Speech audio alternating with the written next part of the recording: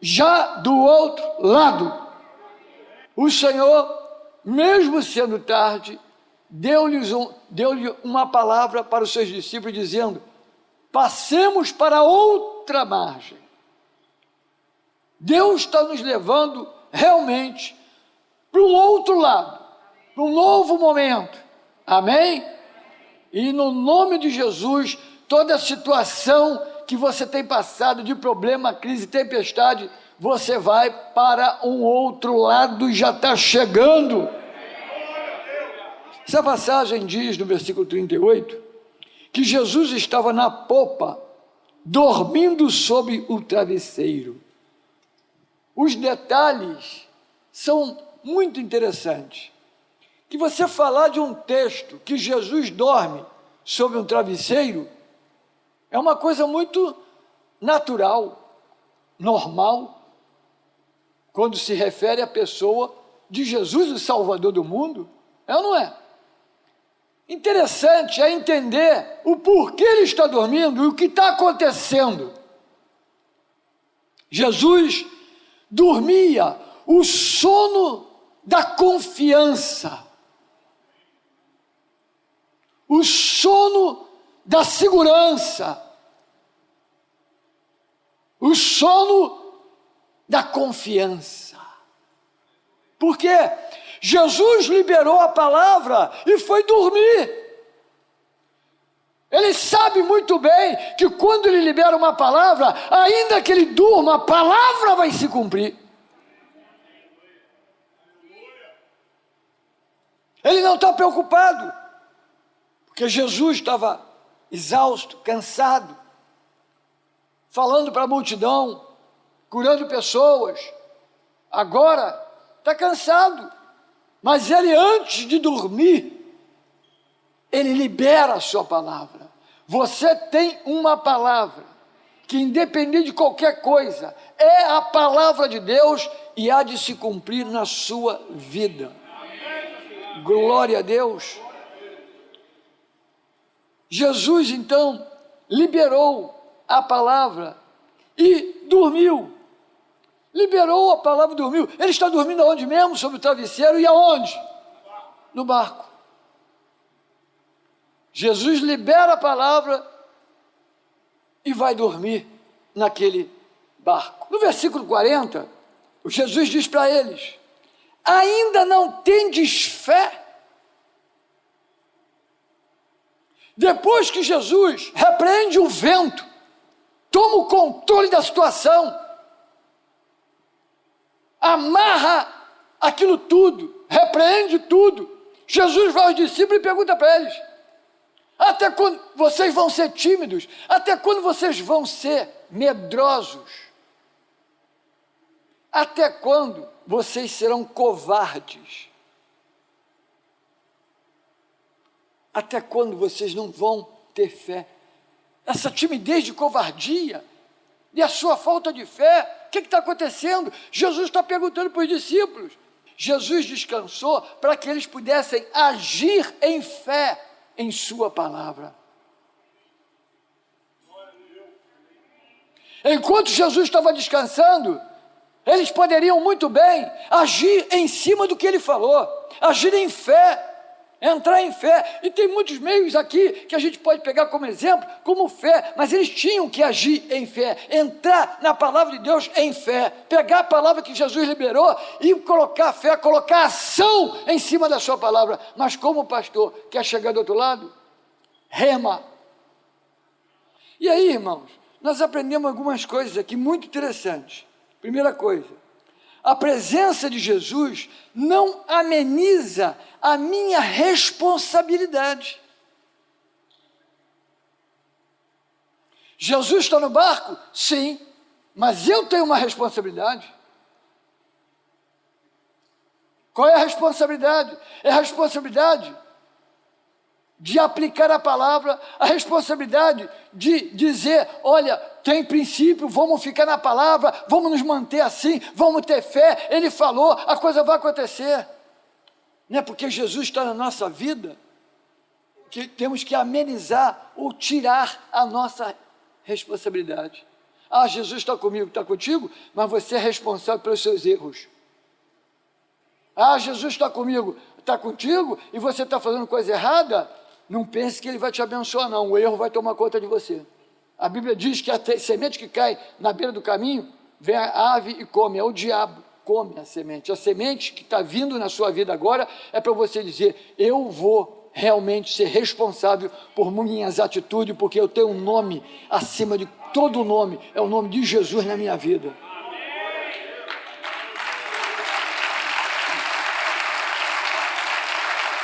A segunda coisa que a gente aprende, que a presença de Jesus não ameniza a minha obediência à sua palavra.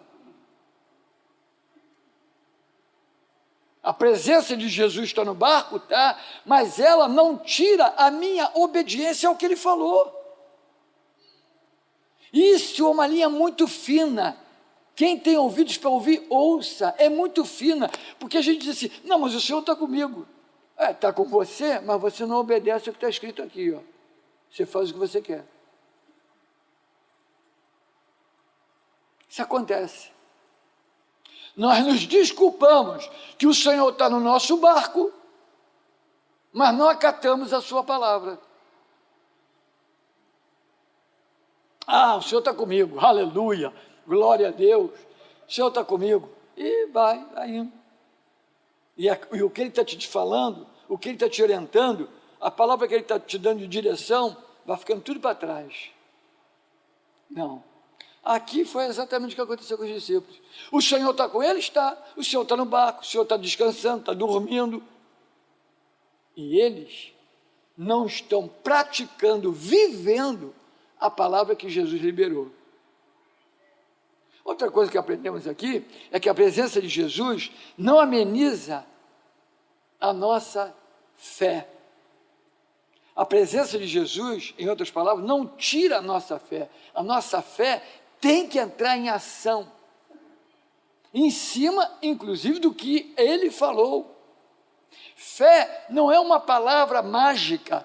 Fé é uma palavra que tem que estar em nós, em ação constantemente. Eu pergunto para você, qual foi a experiência que você teve essa semana com Deus? Você teve experiência? É um Deus que nos dá experiência. Muitas vezes você está preocupado com situações onde Deus está falando assim, se você botar isso na minha mão, se você cresce mais em mim, se você confiasse em mim do jeito que você confia na tua própria vida. Então, eles não confiaram em sua palavra. Eles se acomodaram com a sua presença. É perigosíssimo se acomodar, se acostumar com a presença de Jesus e não viver a sua palavra. Começamos a deixar a palavra de lado, começamos a não viver a fé baseada na palavra, deixamos a palavra, começamos a nos acostumar, a acomodar com a palavra, porque, o Senhor está comigo, o Senhor está comigo. Vemos aqui também que eles não deram a devida honra para quem está no barco, perderam a honra de quem está ali. Chegaram ao ponto de dizer que Jesus não está se importando deles morrerem. Isso é um absurdo. Para quem está cuidando dele, para quem tem a palavra, eles já viram tantos milagres antes de acontecer essa situação, eles já viram milagres, sabem do que o Senhor é capaz, o Senhor já ensinou, já mostrou, e agora não tem fé. Jesus disse, passemos para outra margem, passemos para o outro lado. Alguém tem que remar em fé para chegar do outro lado. Alguém tem que ter ação para chegar do outro lado. Não adianta só querer o outro lado e não fazer nada. Não adianta querer chegar do outro lado e não ter fé para chegar lá. E o momento ali que eles estão passando é um momento altamente espiritual. Eles tinham que aprender a lição ali. Por que tinham que aprender a lição? Porque o que está esperando eles do outro lado é pior do que a tempestade. Jesus está dormindo e permitiu tudo aquilo para que eles pudessem começar a exercitar a autoridade espiritual. Autoridade no mundo espiritual, porque você repreendeu um vento, repreendeu uma tempestade, não é uma coisa visível assim naturalmente como uma pessoa, então tem que chegar para os potestades e declarar, em nome de Jesus, fora! Ali era algo espiritual que Jesus está querendo treinar os discípulos com autoridade, terem autoridade contra o tempo, autoridade contra aquele momento terrível que eles estão passando. Quando Jesus repreende o vento, fica tudo calmo, e Jesus fala sobre timidez, covardia, que eles não têm fé ainda. Jesus está querendo dizer, vocês passaram por isso, eu acalmei tudo, e vocês pensam que tudo passou? Passou não, vocês não aprenderam nada. Vocês vão ver lá do outro lado quem está esperando vocês.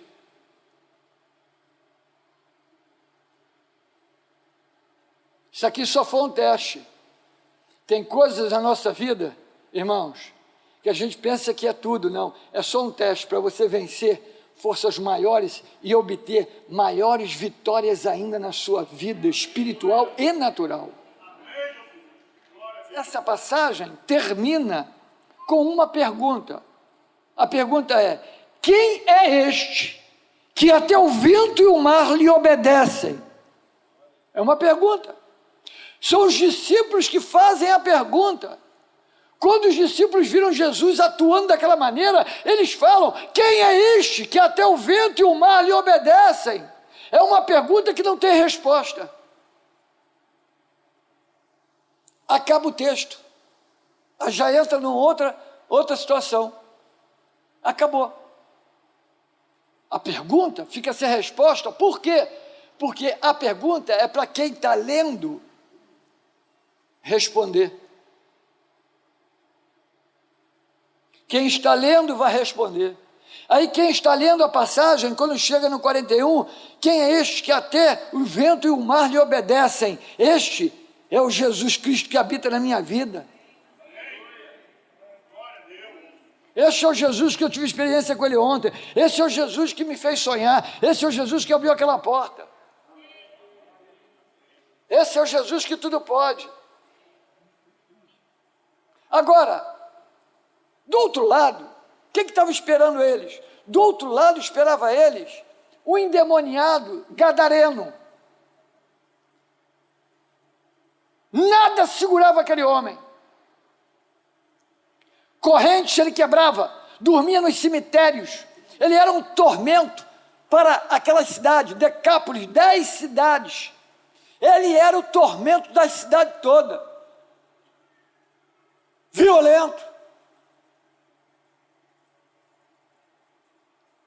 E não era apenas o endemoniado, porque Jesus perguntou para ele, qual é o teu nome? E ele falou, somos legião.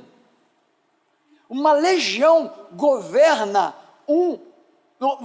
a esfera espiritual, o céu de uma nação.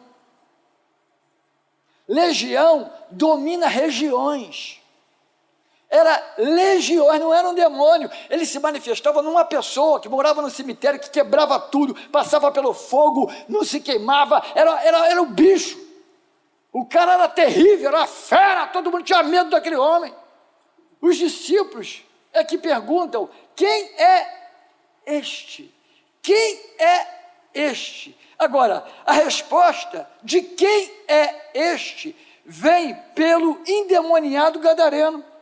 Olha o versículo, capítulo 5, versículo 7, olha aí, a continuação, capítulo 5, olha o versículo 7 comigo. Exclamou com alta voz,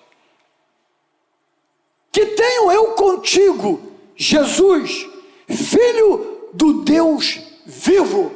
Aleluia. Ou melhor, Jesus, Filho do Deus Altíssimo. Os discípulos não sabem quem é Jesus, mas o demônio, a legião, sabe. E quando Jesus chegou naquela cidade, eles estão clamando e dizendo, que tenham contigo, Jesus, Filho do Deus Altíssimo.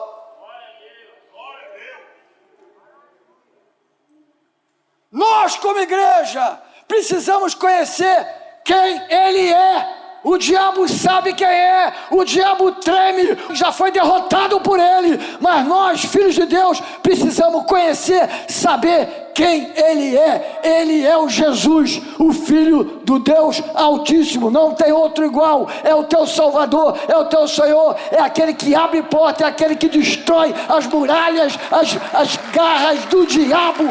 Ele é o Senhor na tua vida.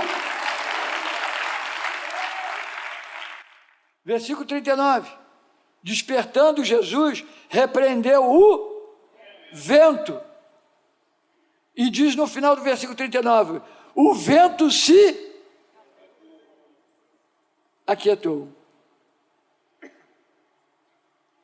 Quando os discípulos falam, quem é este que até o vento?